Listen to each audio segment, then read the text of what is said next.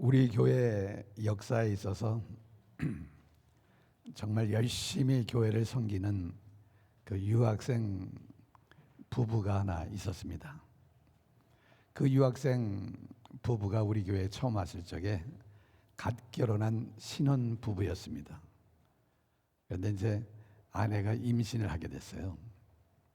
근데 너무 감사해하고 좋아하고, 근데 그만 사산하게 됐습니다. 병원으로 이제 신방을 갔는데 그 부부가 그 사산한 아기를 안고서 품에 안고 슬퍼하고 있었어요. 그때는 정말 무슨 말을 해야 될지, 무슨 말로 무슨 말로 위로가 되겠습니까? 그것이요.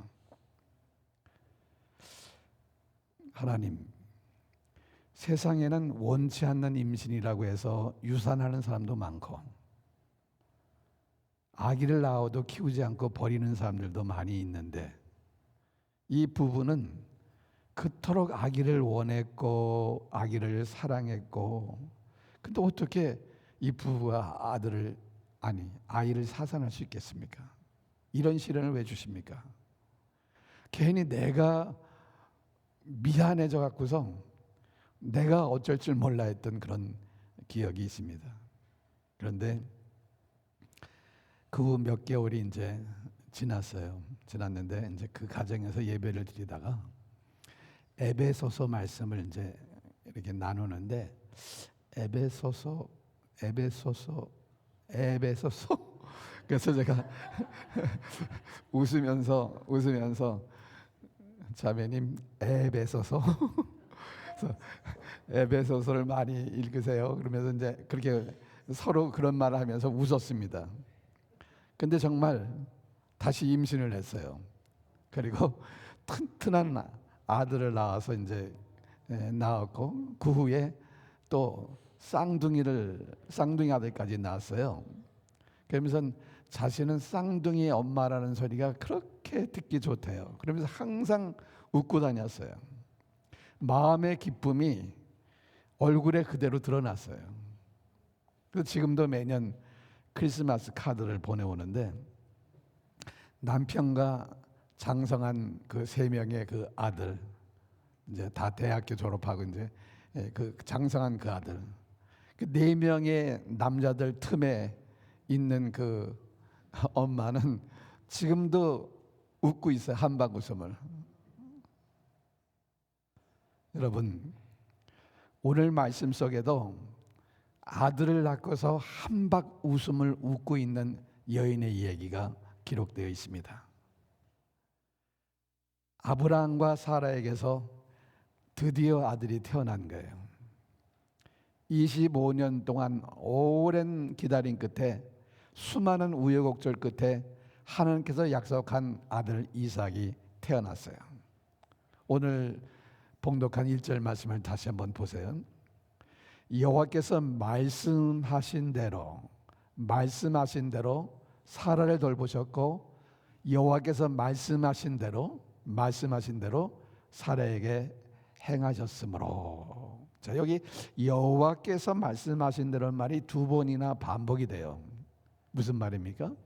하나님은 약속을 하셨고 때가 돼서 약속하신 대로 사라는 아들을 낳았다, 그 말입니다. 그렇습니다. 하나님께서는 자신이 말씀하신 대로 반드시 약속을 지키시는 신실하신 하나님이십니다. 2절 말씀에 보면요, 사라가 임신하고 하나님이 말씀하신 시기가 되어 노년에 아브라함에게 아들을 낳았다 그랬습니다. 여기 이 2절 말씀에서는 하나님의 그 시기, 하나님의 그 시간, 하나님의 때를 강조하고 있는데, 하나님이 말씀하신 그 시기가 되어서 하나님이 말씀하신 대로 사라가 임신했고 하나님이 말씀하신 대로 아들이 태어났다는 거예요. 아브라함이 원하는 시간이 아니고 하나님이 정하신 시간에 아브라함이 아들을 낳게 됐다는 거예요. 옛날 어머님들이 속상하면은 자녀들에게 뭐라고 얘기하는 줄 아십니까? 저 우연히 생겨가지고 말이야. 계획하지 않았는데 어떻게 임신이 돼가지고서 말이야 속 썩인다고 구박을 했어요. 여러분 혹시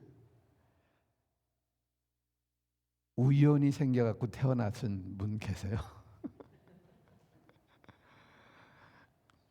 여러분 우리는 우연히 태어난 존재가 아닙니다. 우리는 하나님의 계획에 의해서 하나님의 정하신 시간에 태어난 사람들이에요. 아멘. 그러므로 우리는 하나님의 계획대로 하나님의 정하신 시간에 태어난 약속의 자녀로서 이제는 내 마음대로 사는 것이 아니라 하나님의 뜻 안에서 하나님을 기쁘시게 하기 위해서 살아가는 것이 당연한 것입니다. 마땅한 것입니다. 이 2절에서 또 하나 생각하고 싶은 것은 하나님이 정하신 시간에 아들이 태어났는데 그때가 언제냐면은 아브라함의 나이가 100세 때, 즉 아이를 낳을 수 없는 그 노년, 불가능하다고 하는 그 나이에 아들을 낳았다는 것입니다. 무슨 말입니까? 아이를 낳을 수 없는 그 나이에 아들을 낳았다는 것은 하나님에게는 불가능이 없다라는 사실을 우리에게 말씀해 주고 있는 것입니다. 여러분 길게 말씀 안 드리겠습니다. 하나님에게는 불가능이 있다 없다? 없습니다. 불가능이 없어요. 믿습니까? 그래서 하나님이 정하신 시간에 하나님의 약속대로 사라는 노년에 아들을 낳았어요.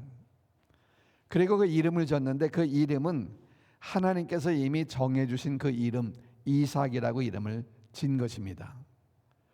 창세기 17장 19절에 보면은 하나님이 아브라함에게 내 아내가 아들을 낳을 텐데 그 이름을 사라라고 지으라고 말씀하셨어요. 너는 그의 이름을 이삭이라 하라. 그리고 창세기 21장 3절 오늘 본문 말씀을 보면은 보세요. 아브라함이 그에게 태어난 아들 곧 사라가 자기에게 낳은 아들을 뭐라 그랬어요? 이름을 이삭이라 하였다. 그래서 이삭. 그래서 사라가 낳은 아들의 이름은 하는 말씀대로 이삭이라고 졌는데 이삭이라고 하는 그 이름의 뜻이 뭐냐면 웃다, 웃음이에요. 웃음. 근데 사실 하나님께서 아들을 낳을 것이라고 말씀하셨을 적에 아브라함도 웃었고 사라도 웃었습니다. 창세기 17장에 보면은 하나님이 아브라함에게 내 아내 사라가 너에게 아들을 낳을 것이라고 말씀하셨는데 그때 아브라함이 웃었어요. 왜 보세요. 아브라함이 엎드려 어떻게 했다고요? 웃었어요. 왜? 나는 100세예요. 100세. 내 아내는 90세예요. 웃을 수밖에 없다는 거예요. 그걸요. 말도 안 된다는 소리라고 생각했던 거예요. 100세 된 사람이 아들 낳는다는 것이 도저히 믿을 수 없는 말처럼 들렸기 때문에 웃었어요. 그러니까 여기에서 아브라함의 웃음은 어이가 없어서 웃는 웃음, 이 부정적인 웃음이었습니다. 근데 창세기 18장에 보면은 하나님이 아브라함의 가정에 오셨을 적에 내년 이맘때에 내 아내 사라에게 아들이 있을 것이라고 말씀했는데 그 말을 사라가 장막문 뒤에서 듣고서 웃어요. 보세요. 12절 말씀에 보면은 18장 12절 사라가 속으로 웃었어요. 웃고서 뒤에서 숨어서 들었으니까 뭐 소리 내면서 웃을 수는 없었겠죠. 그러니까 속으로 웃고 뭐라고 얘기합니까? 내가 노쇠하고 아브람도 늙었으니 내게 무슨 즐거움이 있으리요 그랬어요. 사실 임신하게 될 것이다, 아들을 낳을 것이다, 이 말은 사라가 얼마나 듣고 싶은 말이었겠어요. 얼마나 그 말을 듣고 싶었겠어요. 그런데 그런 얘기를 듣고서 사라는 나도 노쇠했고 남편도 늙어 빠졌는데 아이를 낳는다니 도저히 상상할 수 없는 일이라고 생각되어서 그냥 웃은 거야. 웃었어요. 그러니까 이 웃음은, 사라의 웃음은 기가 막혀서 웃는, 이것도 부정적인 웃음이죠. 그 웃음은 크게 얘기하면은 웃음의 종류가 굉장히 많아요. 근데 크게 얘기하면 부정적인 웃음과 긍정적 웃음. 근데 아브라함도 부정적으로, 이 사라도 부정적으로 웃었어요. 그런데 하나님 말씀대로 이삭이 태어난 거예요. 21장 6절에 보면 사라가 이렇게 말해요. 사라가 이르되, 시작, 하나님이 나를 웃게 하시니 듣는 자가 다 나와 함께 웃으리로다. 그랬어요. 전에는 말도 안 된다고 웃었는데 아들을 낳았어요. 그 후에는 하나님이 나를 웃게 하신다. 이 소식을 듣는 모든 사람들도 나와 함께 웃을 것이라고 얘기했어요. 여러분, 주위 사람들이 이삭을 볼 때마다 하나님께는 불가능이 없구나 라는 생각하면서 얼마나 같이 기뻐했겠어요. 여기 사라의 웃음은 긍정적인 웃음, 진정한 기쁨의 웃음이에요. 얼마나 기다렸던 아들이에요. 그것도 노년에, 이제는 끝났다고 생각했는 그 노년에 낳았으니 얼마나 좋았겠어요. 얼마나 기뻤겠어요. 하나님은 아브람과 사라가 어이없어서 허탈하게 웃었던 그 웃음을 기쁨이 충만한 한박 웃음으로 바꿔주신 거예요. 7절 말씀 보세요. 또 이르되, 사라가 자식을 젖먹이겠다고 누가 아브라함에게 말하시려마는 아브라함이 노경에 내가 아들을 낳았도다 하니라 그랬어요. 자, 여기 보세요. 사라에게는요 깊은 상처가 있었어요. 무슨 상처예요? 아이를 낳지 못한다는 상처였어요. 그래서 그 몸종 하갈을 통해서 아들을 안아보자 생각하고서 몸종 하갈을 통해서 아들을 낳은 거예요. 근데 그걸로 인해서 하갈이 얼마나 많은 상처를 받았는가 보세요. 무시를 당했잖아요. 결국 사라가 하갈을 내쫓았어요. 근데 하나님이 하갈에게 달래서 다시 들여보냈어요. 그래서 하갈이 낳았어요. 이스마엘을. 그 이스마엘을 사라가 키우면서 얼마나 마음에 상처가 됐겠어요. 얼마나 상처가 컸겠어요, 마음에. 자기는 낳지 못했는데. 그런데 자기 몸으로 낳은 아들 90세에 포기했는데 아들을 낳을 것이라고 그 누가 생각했겠느냐 그 말이에요. 근데 놀라운 하나님의 역사로 아들을 낳았다는 거예요, 그걸요. 이것으로 인해서 사라가 가지고 있던 모든 상처, 열등감은 다 치료가 된 거예요, 그걸요. 매일매일 하루하루가 순간순간이 아주 감격하고 기뻐하며 살았을 거예요. 이삭을 볼 때마다 그냥 저절로 막 웃음이 터져 나와서 싱글벙글했을 거예요. 아마도 자다가도 벌떡 일어나서 아이를 보면서 막 웃었을 것 같아요. 젖먹이면서도 얼마나 흐뭇한 웃음을 웃었겠습니까? 그렇게 이삭이 무럭무럭 잘 자랐고 마침내 이삭이 젖을 떼게 되었는데 시브리의 그 문화 전통상 젖된 나이는 한 3살 정도 되었을 거로 추측을 합니다. 근데 8절 말씀에 보면은 아브라함이 이삭이 젖된 기념으로 큰 잔치를 베풀어요. 아이가 자라며 젖을 떼고 이삭이 젖을 떼는 날에 아브라함이 큰 잔치를 베풀었다 그랬어요. 우리식으로 하면은 돌잔치 같은 격이겠죠. 그냥 잔치라고 얘기하지 않고 여기 보면은 큰 잔치라고 얘기해서 큰 잔치. 이삭으로 인한 기쁨이 얼마나 아브라함의 가정에 컸으면 이렇게 큰 잔치를 벌였겠습니까? 이삭으로 인해서 사라의 마음에 또 아브라함의 마음에 기쁨이 넘쳤다는 거예요. 기쁨이요. 이삭을 보며 모든 사람들이 같이 기뻐했던 거예요. 그걸요. 하나님의 기적의 역사를 그들은 생각하면서 기뻐했을 거예요. 그걸요. 그런데 여러분, 이렇게 모든 사람들이 다 기뻐하고 있을 적에 정말 기뻐할 수 없는 사람들이 있었습니다. 누굽니까? 하갈이었고 이스마엘이었습니다. 9절 말씀에 보면니까 이런 말씀이 나와요. 사라가 본즉 아브라함의 아들 애굽 여인 하갈의 아들이 이삭을 놀리는지라 그랬어요. 이삭으로 인해서 모두가 기뻤는데 이스마엘은 이삭을 놀렸다 그랬습니다. 옛날 번역에는 희롱했다 이렇게 얘기했는데, 여러분, 이삭이 태어나기 전에는 아브라함의 아들이 누구예요? 이스마엘. 온리 이스마엘.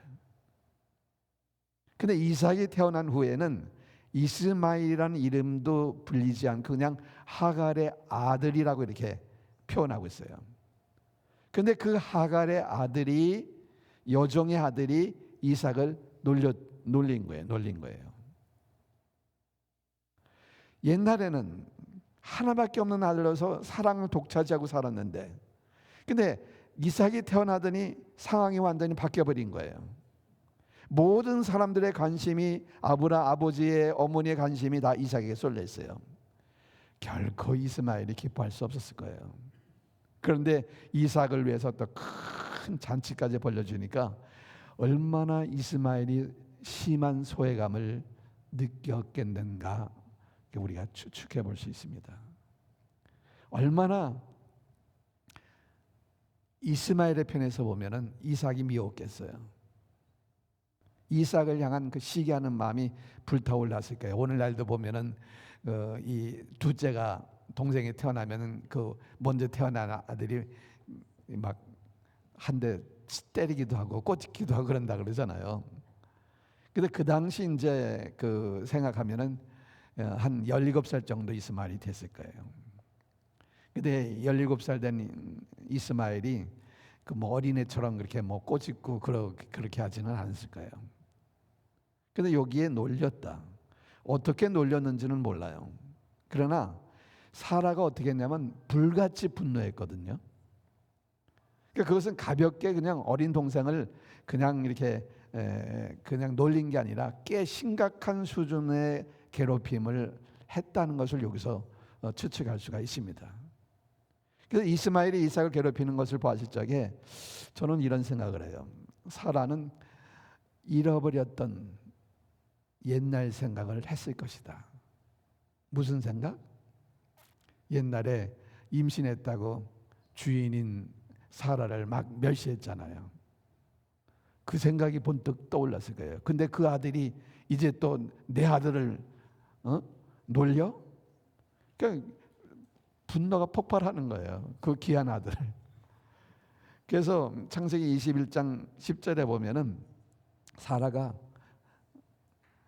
뭐라고 얘기합니까? 여종과 그 아들을 내쫓으라. 이름도 안 불러요. 하갈이라는 이름도 안 불러요. 이스마엘이라는 이름도 안 불러요. 아브라함의 아들이라고 얘기하지 않아요. 이 여종과 그 아들을 내쫓으라. 이 종의 아들은 내 아들 이삭과 함께 기업을 얻지 못하리라. 내쫓으라 그런 거예요.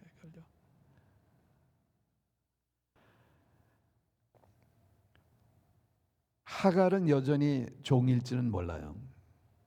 근데 이스마엘은 아브라함의 아들이잖아요. 하지만 사라는 분명하게 선을 긋는 거예요. 아브라함의 아들은 오직 이삭, 이스마엘은 아브라함의 아들이 아니라 여종의 아들이라는 거예요. 그걸요.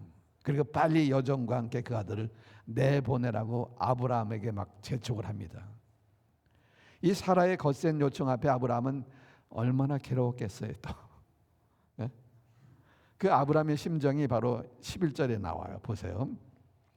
아브라함이 그의 아들로 말미암아 그 일이 매우 어떻게 되었다? 근심이 되었더니 그랬어요.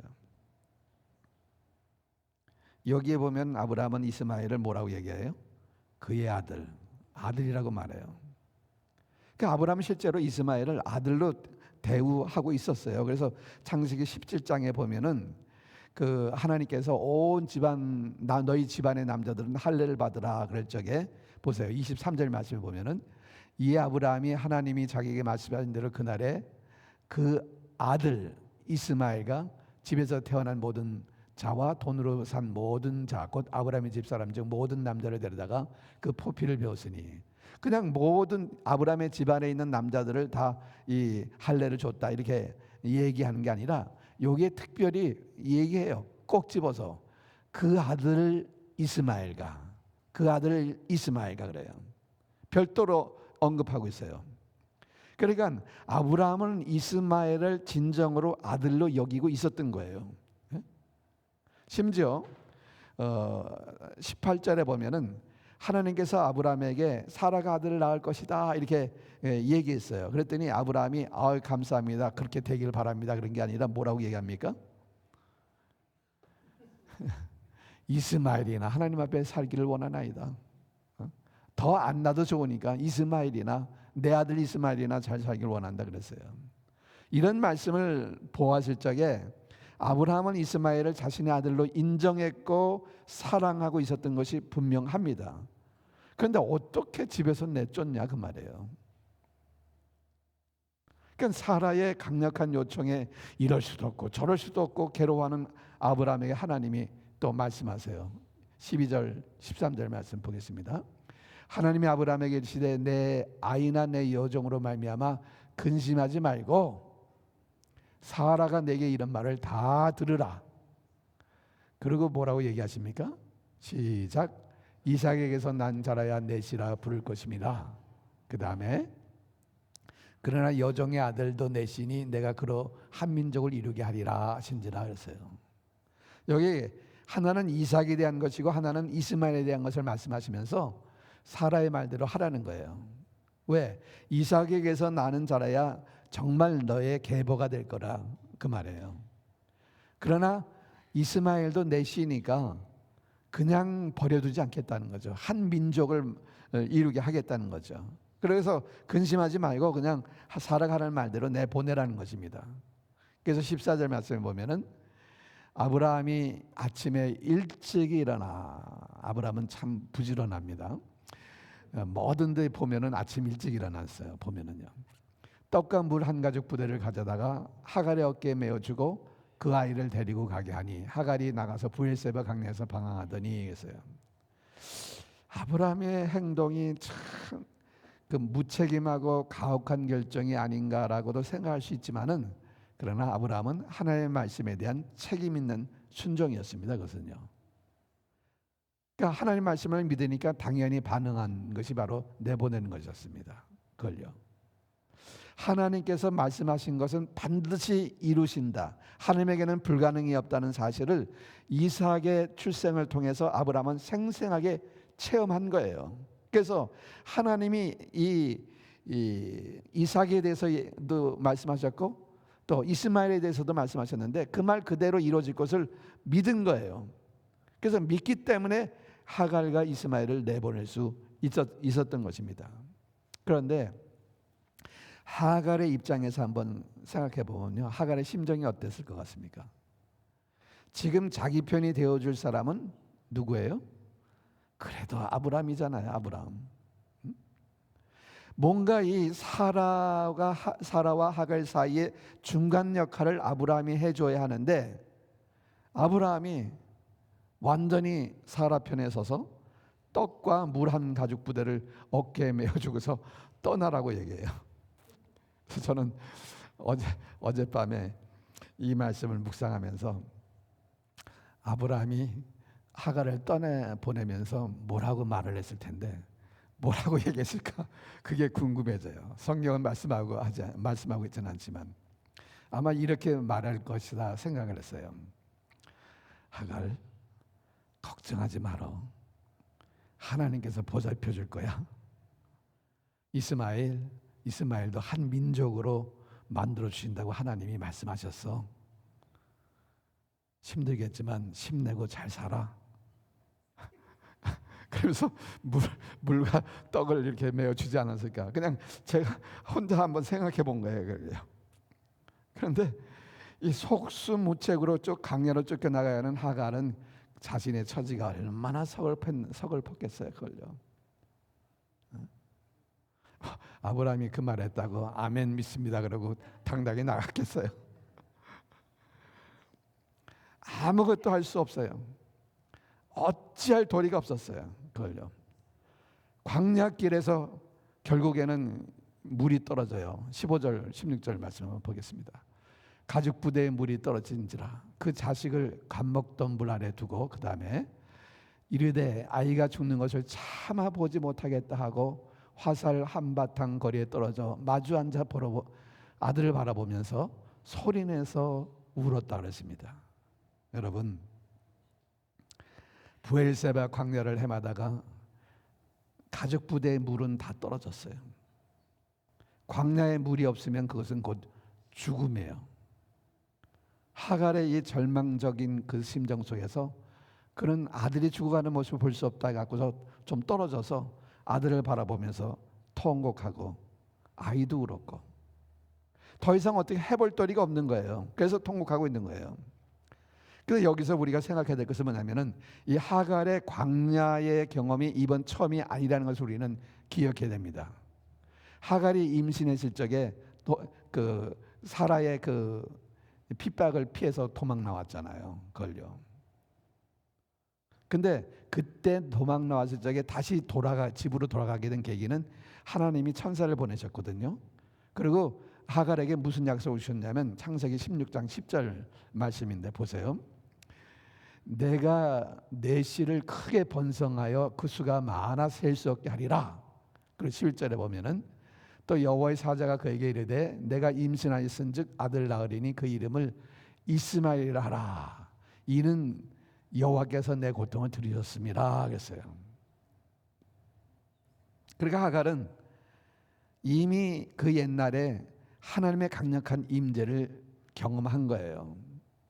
하나님의 그 약속을 받은 거예요. 그런데 이제 하나님의 약속 속에 다시 돌아가서 아들을 낳았는데 아들을 낳고서 잘 지금까지 17년을 살았는데 이제 또다시 쫓겨나서 이 광야에서 지금 죽게 된 거예요. 죽게 된 거예요. 그러니까 여기서 지금 하갈이 울고 있다, 통곡하고 있는 것은 보면은 그 속에 뭐가 들어있냐면은 그 옛날 하나님께 받은 약속을 기억하는 거예요. 하나님 약속하셨잖아요. 그 약속 어떻게 된 겁니까? 이게 죽게 됐는데 어떻게 된 겁니까? 그리고 지금 통곡하는 거예요. 이 통곡은 하나님을 향한 울부짖는 기도였습니다. 기도. 여러분 말을 안 해도 그 심정이 하나님께 올라가는 거예요. 그걸요. 여러분 하나님은 살아가는 백성들의 탄식과 통곡을 우리의 기도를 하나님은 들으세요. 애굽에서 노예살이하던 이스라엘 백성들의 신음소리와 탄식소리를 하나님이 들으셨다고 말씀했어요. 병들어 죽게 되는 시스기야가 벽을 향하여 기도하며 통곡할 적에 하나님은 내 기도를 들었고 내 눈물을 보았노라라고 말씀하셨어요. 하나님은 이 하갈의 절박한 통곡에도 응답하신 거예요. 17절 보세요. 같이 읽습니다. 시작. 하나님이 그 어린아이의 소리를 들으셨으므로 하나님의 사자가 하늘로부터 하갈을 불러 이르되 하갈아 무슨 일이냐 두려워하지 말라. 하나님이 저기 있는 아이의 소리를 들으셨나니 일어나 아이를 일으켜 내 손으로 붙들라. 그가 큰 민족을 이루게 하리라 하시니라. 아멘. 고통 가운데 울부짖는 하갈에게 하나님께서 다시 한번 그 약속을 상기시켜 주시고 그 다음에 하나님께서 그 이스마엘을 일으켜 세우라 그랬어요. 그리고 그 옆에 하나님께서 샘물을 주신 것입니다. 샘물을 주셨어요. 여러분 우리가 살다 보면은 우리 자신의 힘으로는 이러지도 저러지도 할 수 없는 인생의 막다른 위기를 만날 때가 있습니다. 우리 자신의 힘으로서는 도저히 해결할 수 없을 때, 그때 우리는 어떻게 해야 됩니까? 기도해야 돼요. 하늘 향하여 기도해야 되는 것입니다. 그 어찌할 수 없는 그 문제가 뭐 자녀일 수도 있고, 남편일 수도 있고, 경제적 문제일 수도 있고, 질병일 수도 있고, 직장일 수도 있고, 도저히 어찌할 수 없는 그 환경을 만날 때 우리는 당황하지 마세요. 절망하지 마세요. 이 아무것도 할 수 없는 그 무기력한 그 마음, 그 자세 그대로 주님 앞에 눈물로 기도하시기 바랍니다. 주께서 우리에게 말씀하신 대로 우리에게 이루어 주실 것을 믿습니다. 하나님은 약속하신 말씀을 반드시 이루시는 하나님이세요. 신실하신 하나님. 하나님은 우리의 눈물을 닦아주시고 우리로 웃게 하시는 하나님이십니다. 믿습니까? 그래서 다윗은 이렇게 노래했습니다. 시편 30편에 보면은 시작. 주께서 나의 슬픔이 변하여 내게 춤이 되게 하시며 나의 베옷을 벗기고 기쁨으로 띠두셨느니라. 나의 슬픔이 변하여 내게 춤이 되게 하셨다는 거예요. 나의 슬픔의 그 베옷을 벗기고 기쁨의 띠를 입히셨다는 것입니다. 아멘. 미국의 그 유명한 교회 중에 캘리포니아에 죄송합니다. 갈보리 교회가 있어요. 갈보리 교회. 척 스미스 목사님이 이제 개척해서 은퇴할 때까지 목회를 했는데, 그분이 개척하면서 빚을 졌어요. 빚을 졌는데 이제 빚을 갚아야 되는데 갚을 돈이 없는 거예요. 그래서 빚의 목록을 어디에 얼마 쭉 써놓고 이제 그걸 하나님 앞에 놓고서 하나님께 간절히 기도했어요. 하나님, 빚을 졌어요. 원금도 갚아야 되고 이자도 갚아야 하는데 도와주십시오. 근데 기도를 마쳤는데 친구로부터 전화가 왔는데, 그 친구가 자기가 돈을 좀 보내주겠다고, 뭐 달라고 그런 것도 아닌데 돈을 좀 보내주겠다고 얘기하는 거예요. 기도가 즉각적으로 응답된 거예요. 그것이요. 그래서 이 척 스미스 목사님이 너무 기뻐갖고 집으로 막 달려온 거예요. 그랬더니 사모님이 이제 식사를 준비하고 있는데 쿠킹하는 사모님을 붙들고 막 춤을 췄대요. 무슨 춤을 췄는지 모르지만 하여튼 춤을 췄대요. 근데 바로 그렇게 기뻐하는 척 스미스 목사님 마음속에 하나님의 그 음성이 들려오더래요. 척 스미스야, 너 왜 지금 덩실덩실 춤을 추느냐? 하나님 친구가 돈을 보내준다고 그랬어요. 이제 빚을 갚을 수 있어요. 그랬더니 하나님이 또 그러더래요. 그 친구가 진짜 돈을 보내줄지 안 보내줄지 네가 어떻게 아느냐? 그랬더니 하나님, 그 친구는 아주 신실한 친구예요. 돈 보내겠다가 약속했으면 반드시 보낼 친구예요. 근데 하나님이 또 뭐라고 말씀하시냐면, 스미스야, 내가 너에게 얼마나 많은 약속을 해줬는지 너는 아느냐? 세상 끝날까지 내가 너와 함께 하겠다고 했고, 내가 너를 인도해 주겠다고 했고, 내가 너를 도와주겠다고 했다. 너 그것에 대해서 감사해 보았느냐? 너 그것에 대해서 생각하면서 기뻐서 덩실덩실 춤을 춰봤냐? 하나님이 그러더래요. 그래서 이 척 스미스 목사님이 회개하고 그날 밤 하나님의 그 약속의 말씀을 묵상하며 감사하면서 밤새도록 춤을 췄다 그래요. 사랑하는 여러분, 로마서 8장 32절에 이렇게 말씀하십니다. 자기 아들을 아끼지 아니하시고 우리 모든 사람을 위하여 내어주시니가. 같이 읽습니다. 시작. 어찌 그 아들과 함께 모든 것을 주시지 않겠느냐. 다시 한번 읽습니다. 자기 아들을 아끼지 아니하시고 우리 모든 사람을 위하여 내어주시니가. 어찌 그 아들과 함께 모든 것을 우리에게 주시지 아니하겠느냐.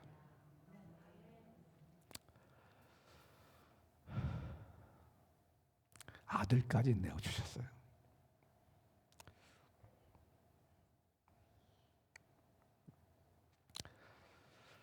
그 하나님께서 우리에게 모든 것을 주신다고 했는데 이 약속은 저와 여러분에게 주신 말씀입니다.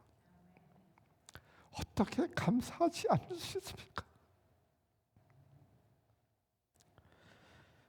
밤새도록 춤을 춰도 모자라지 않겠다 생각을 합니다. 하나님은 말씀하신 대로 지키시는 신실하신 하나님이심을 믿습니까? 하나님의 정해진 시간표에 따라서 우리에게 역사해 주시는 그 하나님, 그리고 마침내 우리로 하여금 웃게 하시는 하나님이십니다. 하나님은 아무것도 할 수 없는 우리의 고통을 웃음으로 바꿔줄 것을 저는 믿습니다. 그래서 하나님의 말씀을 전적으로 신뢰하고 그 말씀으로 인해서 기뻐하고 그 말씀을 믿고 춤을 추며 놀라운 하나님의 능력을 날마다 체험하며 간증하는 여러분의 생애가 되시기를 축원합니다. 기도하겠습니다. 우리 주신 말씀을 기억하면서 합심해서 기도하겠습니다.